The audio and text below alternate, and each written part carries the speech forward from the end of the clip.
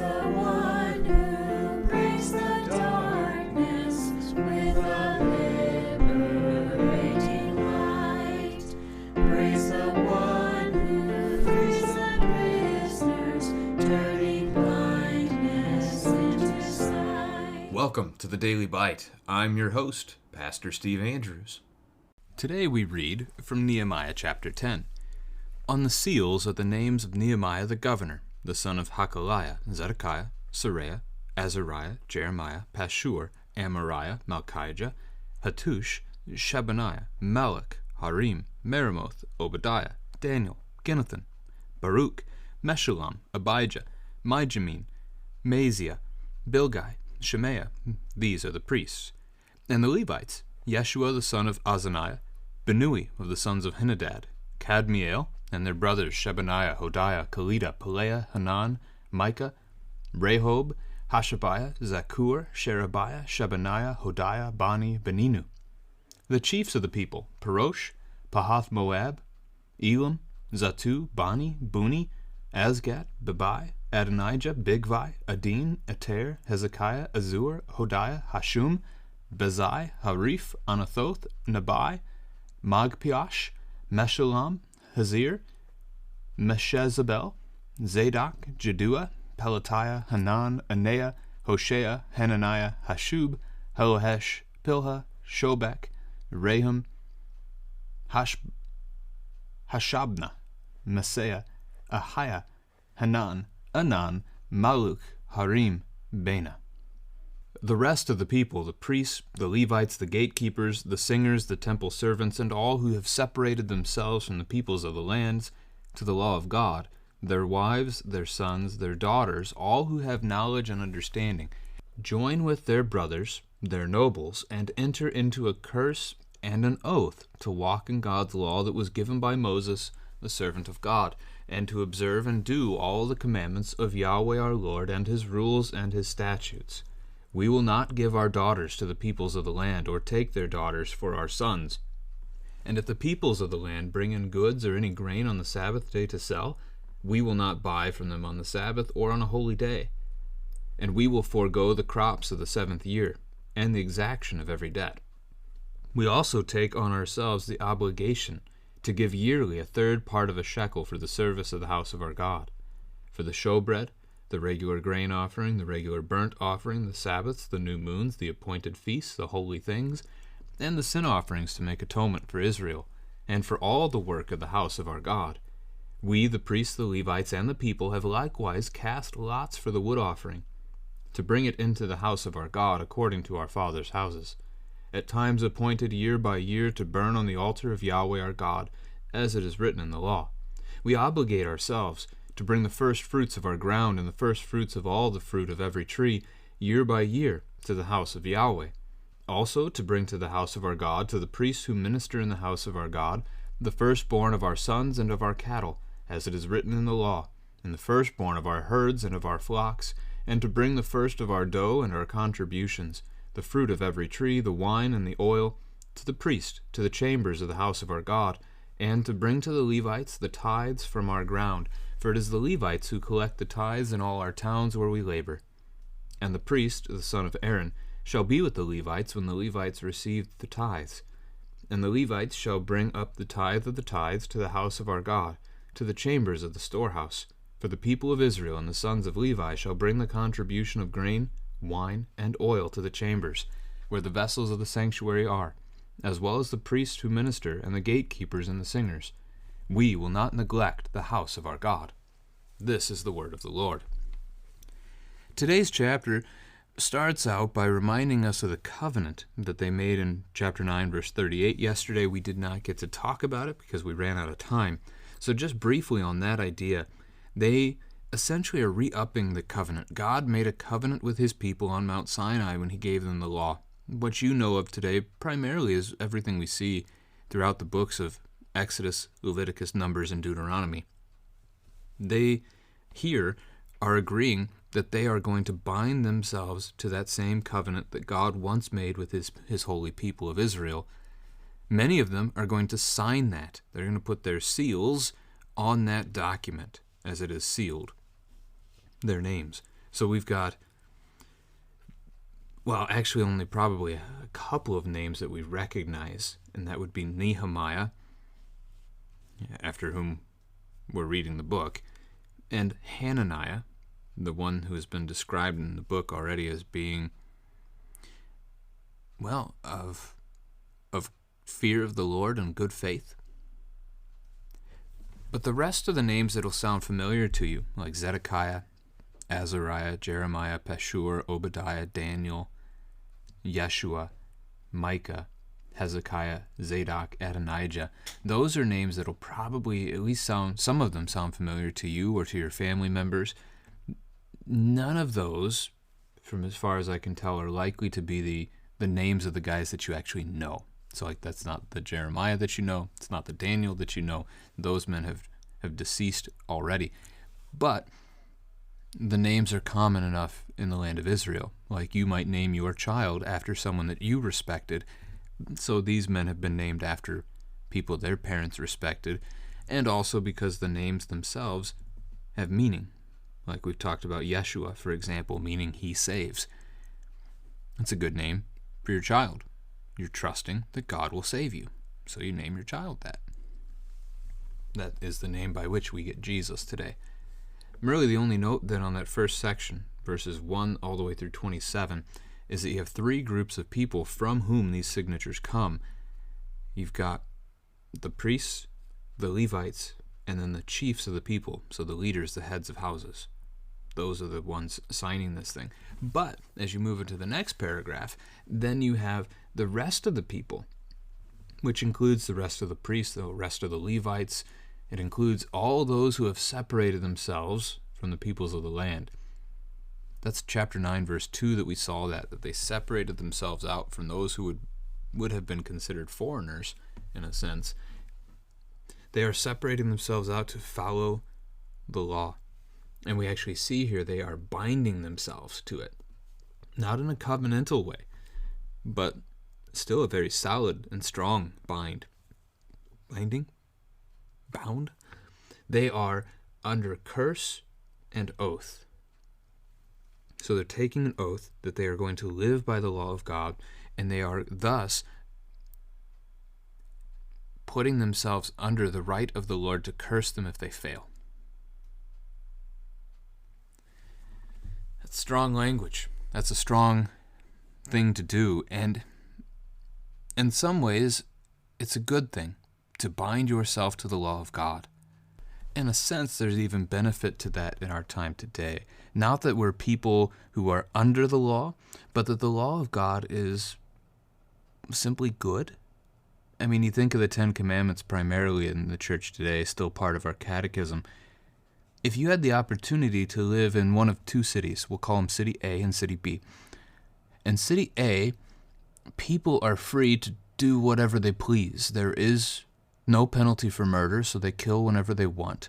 They take whoever's spouses they want for themselves, very promiscuous in that way. They can take whatever they want of your belongings. It doesn't really matter. You can take theirs too. Theft is not a crime. Or City B, where no one ever kills another person. No one ever commits adultery or cheats on their spouse. And no one ever steals. You have the opportunity to move to A or B. Which one are you going to move to? I mean, for most people, there are some who would pick City A, but for most people, City B is the easy choice between the two. And that's just 3 of the commandments of God, right? You think of, what did I just say? Commandments 5, 6, and 7 that I used as the example there. So there is good in us following God's law. What we see here is going to be several examples as we move forward. So what laws are they going to follow? Well, verse 30 is from Deuteronomy chapter 7, verse 3, that they don't marry people from outside of Israel. And this has been a giant part of the problem to begin with for them, is that when you do this, you are inviting false gods into your midst. Because that person, that child that you bring in, as you marry your families together, they are bringing in their history. They are bringing in their pagan worship that they've been doing all that time. And we see this. I mean, go reflect. I think it's 1 Kings chapter 10 on what happens to Solomon. Maybe it's 1 Kings 11, because of all of his many wives. In short, he built altars for them so that they could worship their false gods. And we learn from that chapter that they led him astray from the true faith in the true God. That's the danger there. So they agree not to do that. And then you get basically the law about the Sabbath. One of the commandments, third commandment, that they aren't going to buy and sell from people on the Sabbath. They already themselves don't set up a market on the Sabbath because that would be work. They're not to do that. But additionally, even when people come in among us to sell stuff on the Sabbath, we won't buy. Because that's making them work. It's making us work to buy and carry and whatnot. This actually historically was a practice in many communities modern times, right? Maybe some of the older people listening to the podcast will remember that. Or maybe you can talk to your parents or your grandparents and see if they remember those days when stores weren't open on Sunday. There's a couple of holdouts, right? Hobby Lobby, Chick-fil-A in our era today. But for the most part, those ideas are a thing of the past. It's not that we again are bound to this law, that we must do this ourselves, but there is benefit in rest. And if you look around you, we need it. We are an overworked people. And I don't even know that overworked is the right way to say that. That's why I hesitated. We are an overburdened and over-troubled people. We are anxious about everything because we don't rest. We don't know how to rest. Even the things that we think are restful stress us out. We really got to stop and think that one through. But back to the text and to the various laws that we're talking about here. They're going to forego the crops of the 7th year. That's a tough one. It's Exodus 23, verse 10. What's this about? Trust. If you don't grow crops in the 7th year, every 7th year, so you grow for 6 years, you take a year off, do you trust that the Lord will provide for you and for your family? It's the same with the Sabbath rest. It's the same with the tithe. The Lord gave many different things to his people to force them to trust him, to teach them to trust him. And this is one of them. It's a tough one. I mean, can you imagine taking an entire year off of work and trusting that the Lord would somehow provide for you? Now, we don't have the same promise in such a way because we are no longer this nation state that Israel was under God's command. But there's still something to be said for the concept, again, of trusting in God above all things rather than works of our own hands. Then the exaction of every debt. This is Deuteronomy 15, that they're not to drive their own brothers into poverty. There's a lot about that in the Old Testament as well. Then they're going to give a third part yearly of a shekel for the service of the house of God. So upkeep of temple and worship. All the sacrifices, all the practices of the temple, they need supplies. So that money can be used for that. It also, wear and tear on a building. If you have a home, you understand that, right? There's always more work to be done. There are many times in the Old Testament where we actually see in the book, like in the books of Kings, how the temple has gone into disrepair because they weren't doing it. So here they're going to take on that upkeep. Then we have verse 34. They cast lots to bring in the wood offering. That might go to Leviticus 6, verses 12 and 13, where the altar of burnt offering that was in the temple courtyard was to be burning continually. They were not to let that fire go out. Interestingly enough, there's a connection to that today in the church. There is a fire that burns in the church that does not go out, in many of our traditional congregations at least. See if your children know what that fire is. Do you know where there's a fire in our church that's always burning? Now, snarky parents might go to that little pilot light in the furnace. That's not what I'm talking about. I'm talking about the eternal candle, that red vase with a candle inside of it that is in your congregation. If you're not aware of one, look for it this weekend. Maybe you've just not noticed it before. Maybe your child hasn't noticed it before. Or maybe your church doesn't have one, but many churches do. So take a look for that one. But back to the text again. Casting lots for the wood offering. Would that be, and this is a question for your children, would you want your name drawn? If it were like a contest here. You know, like the drawing the short stick thing to see who goes, or playing rock, paper, scissors to see who gets to do it or has to do it. That's kind of the question, I guess. Would you want to do this? Is it I have to do this thing? Or is it a privilege and an honor to get to do this? Do you want to be the one who has to bring the wood for the Lord's house? Or is it kind of a burden? It's an interesting perspective to consider. When we're serving the Lord, this is not a burden. Everything that we have is something He gave to us Himself already. It's all His.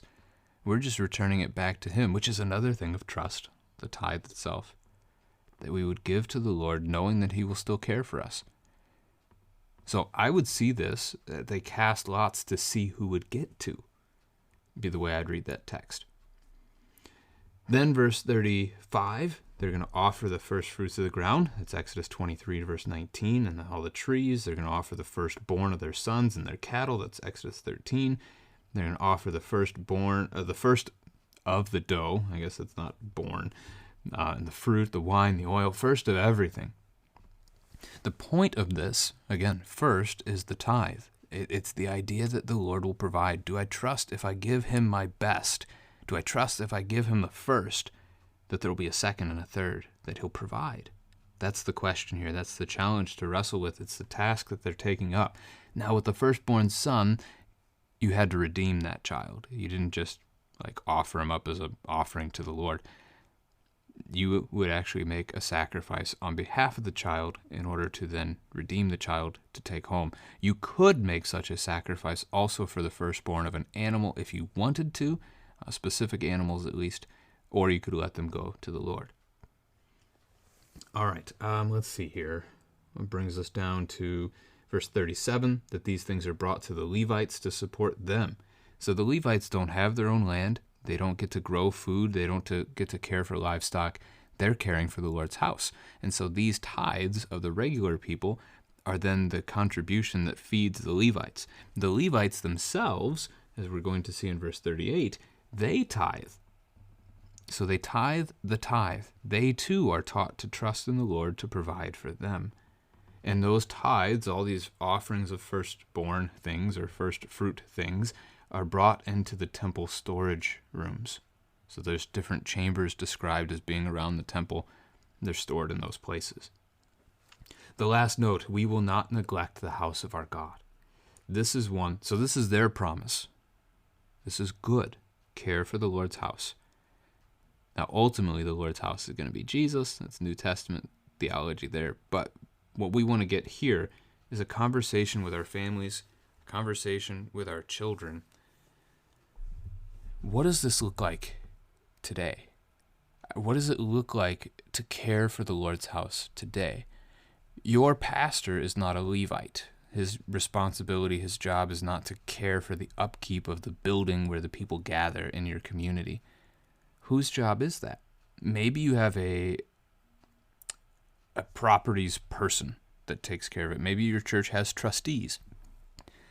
Maybe it's just something where families take turns, or who knows, you know, or if you don't know, you can find out at your local congregation that you are a part of. How do you serve to care for the Lord's house?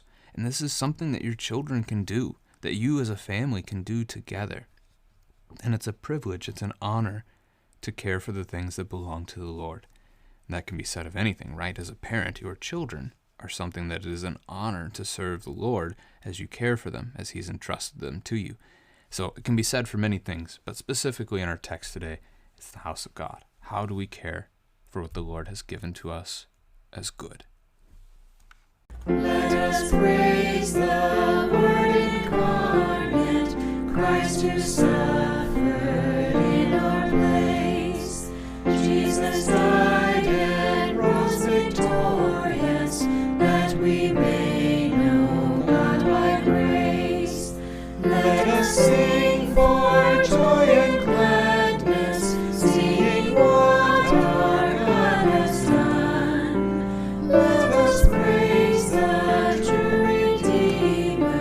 praise the